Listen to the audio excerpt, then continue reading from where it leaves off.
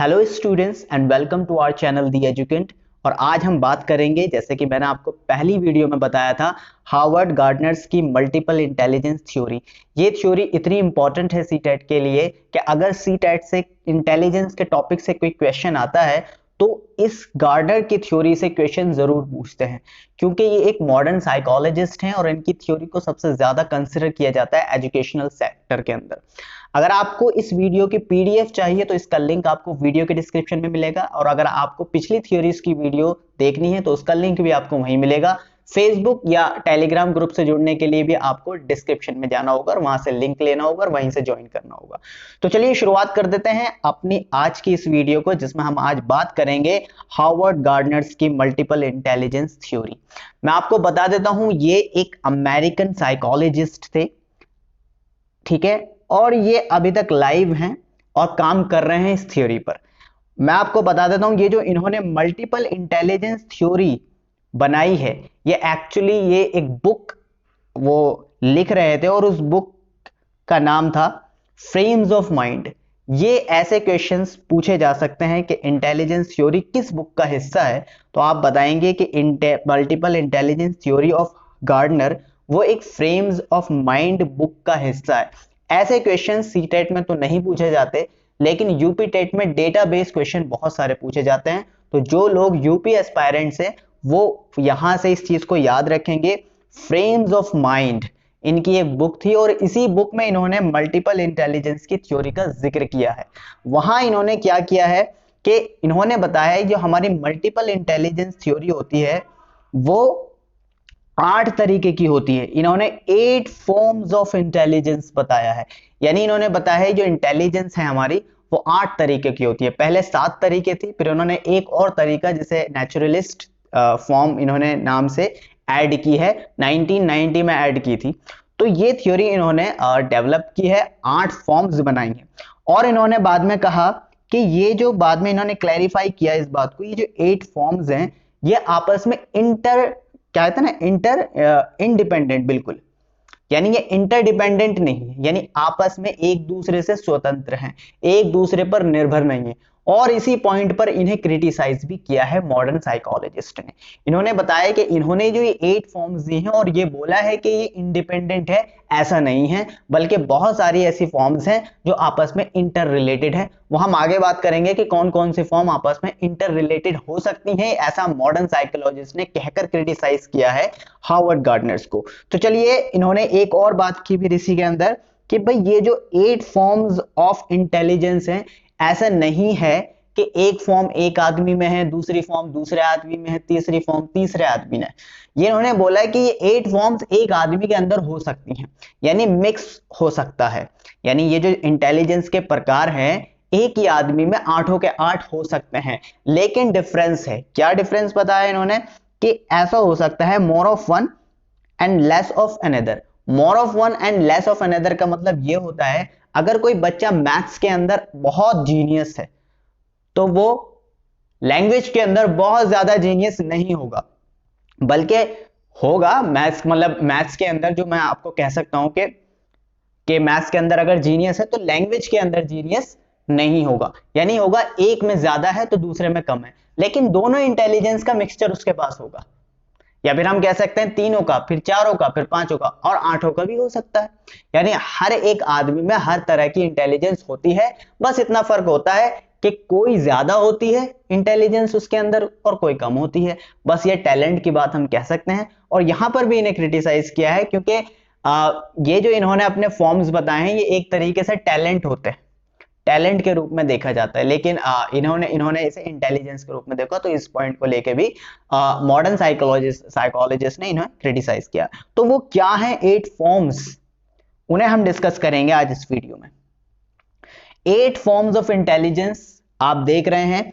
पहली है लिंग्विस्टिक, फिर दूसरी है लॉजिकल, तीसरी स्पेशल, फिर चौथी बॉडीली, फिर पांचवी म्यूजिकली, फिर इंटरपर्सनल, इंट्रापर्सनल एंड नेचुरलिस्ट। इस 8 फॉर्म्स को भी इन्होंने 4 ग्रुप बनाए हैं इसके, और 4 ग्रुप में इन्हें डाला है। पहला ग्रुप जो है वो है स्कूल। देखिए, ये एक तरीके से ग्रुप ये है कि ये वाली जो एक्टिविटी है या फिर ये वाले इंटेलिजेंस किस फील्ड में काम आती है। तो इन्होंने बताया ये जो लिंग्विस्टिक है और ये लॉजिकल है, ये स्कूल के अंदर काम आती है। और ये जो 3 स्पेशल बॉडीली और म्यूजिकल इंटेलिजेंस है वो आर्ट के अंदर काम आती है। और ये आपका इंटरपर्सनल और इंट्रापर्सनल, ये आपकी पर्सनैलिटी को समझने में काम आती हैं। और ये नेचुरलिस्टिक जो होती है वो एनवायरमेंट को समझने में काम आती है। तो इन्होंने बताया कि ये इंटेलिजेंस किस किस एरिया में काम आती है। तो चलिए बात करते हैं इन फॉर्म्स की। सबसे पहले बात करते हैं कि इन स्कूल के अंदर 2 इंटेलिजेंस ज्यादा काम आती हैं, जैसा कि हमने पहले भी बात बताई थी अभी यही, कि वर्बल इंटेलिजेंस और आपका लॉजिकल या फिर मैथमेटिकल इंटेलिजेंस। अगर हम बात करते हैं वर्बल इंटेलिजेंस क्या है, वर्बल इंटेलिजेंस होता है फॉर लैंग्वेज, यानी जिसको लैंग्वेज के अंदर इंटरेस्ट होता है वो एक्सप्लोर करता है लैंग्वेज को, और लैंग्वेज की डिफिकल्टीज को जानना समझना उसे अच्छा लगता है, तो हम कह सकते हैं उसके अंदर वर्बल इंटेलिजेंस स्ट्रॉन्ग है। और ऐसे लोग क्या बनते हैं बड़े होकर, कोई राइटर्स बन जाता है, कोई एक्टर्स बन जाता है, कोई लॉयर्स बन जाता है। इन सब का लैंग्वेज से रिलेटेड है, क्योंकि राइटर्स लिखता है, एक्टर्स भी अपनी स्क्रिप्ट को बोलता है, लिंग्विस्टिक है। क्योंकि अगर आप देखेंगे, अगर आप अच्छे एक्टर हो तो आप किस तरीके से चीजों को समझोगे।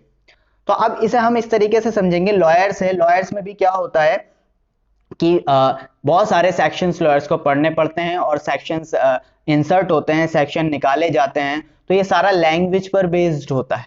अगर आपकी लैंग्वेज अच्छी है तो आप अच्छे लॉयर्स भी बन सकते हैं। तो अब बात करते हैं हम लॉजिकल मैथमेटिकल की। लॉजिकल या फिर मैथमेटिकल इंटेलिजेंस आपकी वो इंटेलिजेंस होती है जहां पर आप you are logical with mathematical symbols, यानी जहां पर आपको घटाना, जोड़ना, लॉजिक लगाना, ये सब आसानी से समझ में आता है।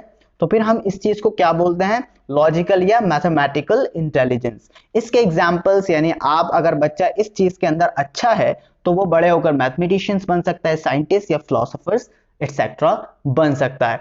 तो ये है आपकी स्कूल के अंदर, स्कूल के क्राइटेरिया के अंदर आने वाली इंटेलिजेंसेस।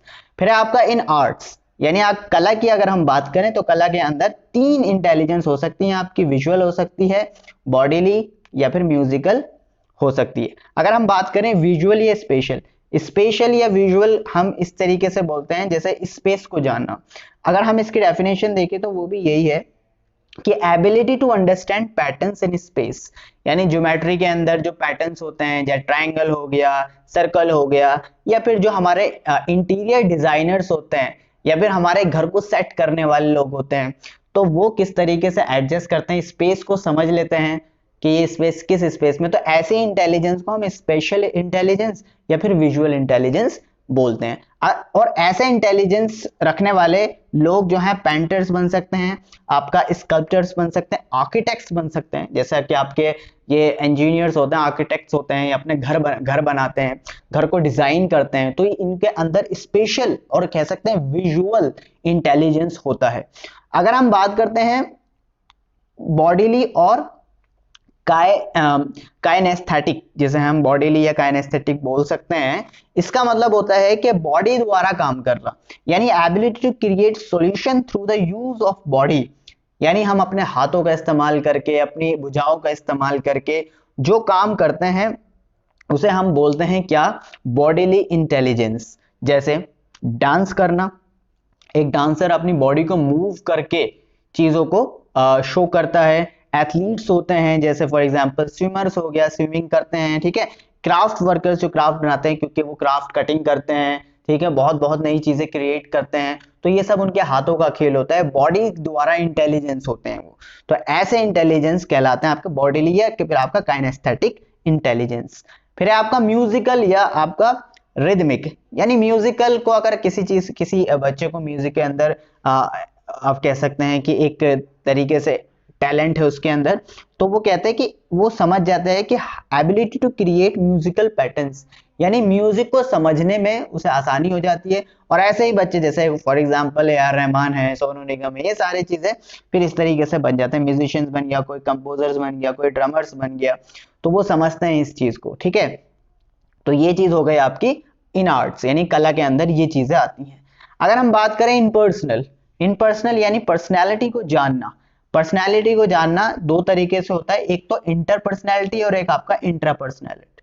यानी इंटरपर्सनैलिटी का मतलब होता है दूसरे को जानना, यानी ability to connect with others, यानी दूसरों से कनेक्ट होना। तो इसके एग्जांपल हो सकते हैं पॉलिटिशियंस, पॉलिटिशियंस में हम एग्जांपल ले सकते हैं मोदी जी का, तो वो जैसे ही मित्रों करते हैं तो लोग कनेक्टिविटी उनकी जुड़ जाती है, यानी जैसे ही वो बोलते हैं लोग कनेक्ट होते हैं, तो उनके अंदर ये एबिलिटी है इंटरपर्सनल की। ठीक है, तो उनके अंदर हम कह सकते हैं कि हाँ भाई उनके अंदर इंटरपर्सनल इंटेलिजेंस है, वो चीजों को और दूसरों की भावनाओं को समझते हैं और उसी हिसाब से फिर चलते हैं।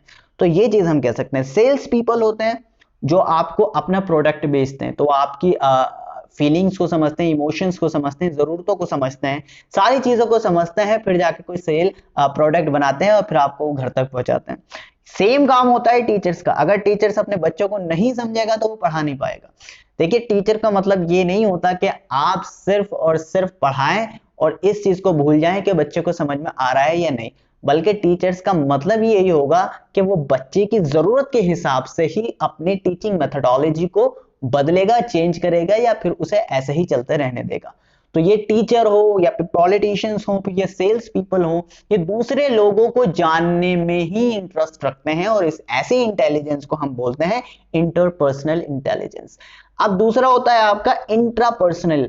इंट्रापर्सनल यानी खुद को जानना, अपने आप को जानना, यानी एबिलिटी टू कनेक्ट और grasps inner working of oneself, यानी अपने बारे में जानने को हम क्या बोलते हैं, इंट्रापर्सनल।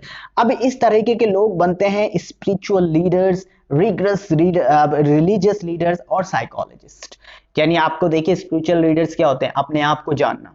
रिलीजियस लीडर्स का भी यही काम होता है कि अपने आप को जानना, और साइकोलॉजिस्ट भी यही होता है कि अपनी अंदर की जो फीलिंग्स होती हैं, अंदर की जो भावनाएं, इमोशंस होते हैं, उन्हें समझना।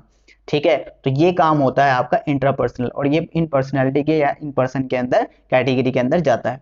अब लास्ट है आपका इन एनवायरमेंट। ये इन्होंने 19 मैं बता देता हूं आपके, ये ऐड हुआ था बाद में, ये साथ ही थे लेकिन इन्होंने एक अपडेट लाए थे ये 1990 के अंदर। फिर ये मैं बता दूं, ऐसे सवाल सी टेट में नहीं आते, ऐसे सवाल यूपी टेट में आते हैं। अगर यूपी टेट की कोई तैयारी कर रहा है, यूपी टेट का एस्पायरेंट है, तो ऐसे डेटाबेस क्वेश्चन जरूर याद रखें, क्योंकि वहां पर ये क्वेश्चंस बहुत ज्यादा पूछे जाते हैं। अब वहां पर एक कैटेगरी इन्होंने बढ़ाई, वो है नेचुरलिस्ट। अब नेचुरलिस्ट एबिलिटी जैसे ही इन्होंने बढ़ाई, तो उसके अंदर इन्होंने ये बताया कि ability to distinguish varieties animals and external world, यानी ये जो हमारी जितनी भी नेचुरल चीजें होती हैं, प्लांट्स हो गया, एनिमल्स हो गया, ह्यूमंस हो गए, इनके बारे में जानना, इनके बारे में इनकी वैरायटीज को समझना, स्पीशीज को समझना, इसे ही हम क्या बोलते हैं, नेचुरलिस्ट। ऐसे बच्चे बड़े होकर बनते हैं एनवायरमेंटलिस्ट, फिशरमैन और गार्डनर्स एटसेट्रा, यानी जितने भी नेचर से जुड़े हुए लोग हैं ये नेचुरलिस्ट बनते हैं। उसमें आप कुछ भी हो सकता है आपका, चाहे वो एनवायरमेंटलिस्ट हो, फिशरमैन हो, या फिर आपका गार्डनर्स हो। तो ये थी 8 फॉर्म्स ऑफ इंटेलिजेंस। अगर हम क्रिटिसिज्म की बात कर रहे थे कि भाई क्रिटिसिज्म जो हुआ है वो मैं आपको बता देता हूं, जैसे कि उन्होंने बताया कि भाई ये जो हमारे ये इन्होंने क्या, ये इंटरडिपेंडेंट नहीं है, यानी आपस में स्वतंत्र हैं, आपस में डिपेंड नहीं करते। तो अगर मैं बात कहूं क्या